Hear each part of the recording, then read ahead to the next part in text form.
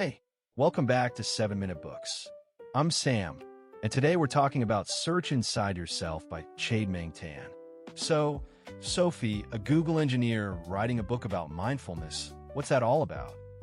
Hey there, Sam. It's actually one of the most practical books on emotional intelligence I've ever read. Tan was one of Google's earliest engineers, and he created a course there that became this book. It's all about training your mind to be more focused, self-aware, and empathetic, which he says is the key to both career success and personal happiness.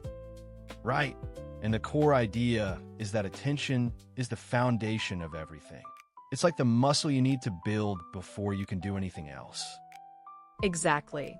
He says you can't manage your emotions or understand others if you can't control where you place your attention. And he backs it up with neuroscience, showing that mindfulness actually strengthens the prefrontal cortex, which is like the CEO of your brain, and calms down the amygdala, which is your fear center. So it's not just woo-woo. It's like going to the gym for your brain. The first pillar is self-awareness, right? Being able to observe your own thoughts and feelings without getting swept away.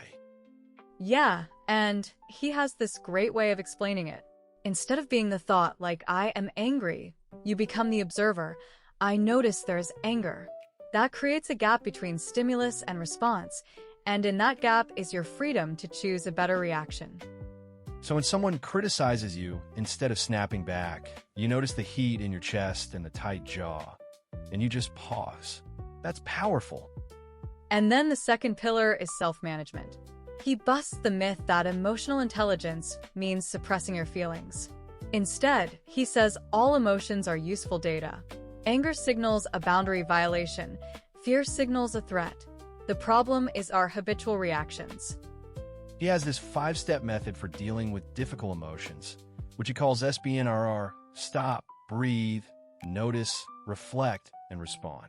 It's a simple framework to avoid blowing up. Right, and he also reframes motivation. It's not about whipping yourself into a frenzy.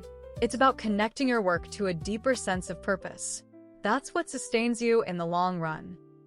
Okay, so what about empathy? That's the third pillar, and I think that's where things get really interesting. He breaks empathy down into 3 types: cognitive, emotional, and empathic concern. And he argues it's not a fixed trait, it's trainable.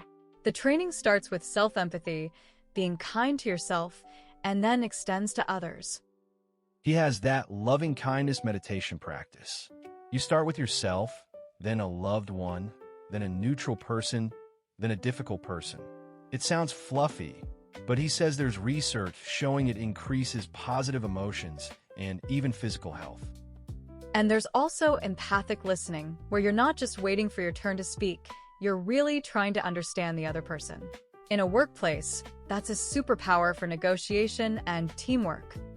So the final pillar is learned optimism and positive relationships. He draws on Martin Seligman's work on explanatory style. Yes. Pessimists see negative events as permanent, pervasive, and personal. Optimists see them as temporary, specific, and external. And you can train yourself to dispute those pessimistic thoughts with the ABC model: adversity, belief, and consequence. So it's not about being naive, it's about being flexible and accurate. And when you combine that with empathy, you get the foundation for strong relationships. He even gives a formula for giving feedback without triggering defensiveness: state the facts, express your feelings, communicate your needs, and make a clear request. And throughout the book, he makes this bigger argument that all this inner work leads to world peace, which sounds hilarious coming from a Google engineer, but it's actually logical.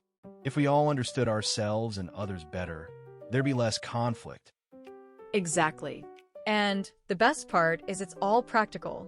He gives exercises like the 1-minute breath and the just like me practice. You don't have to be perfect, you just have to practice consistently. So the takeaway for me is that emotional intelligence is not a fixed trait you're born with. It's a skill you can train, and it starts with paying attention to your own mind.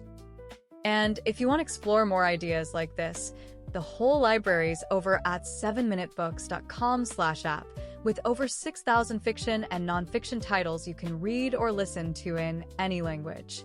It's just $2.99 a month, $9.99 a year, or $19.99 for lifetime access.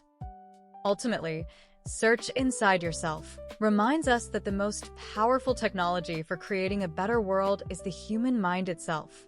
One breath at a time. We'll see you in the next one.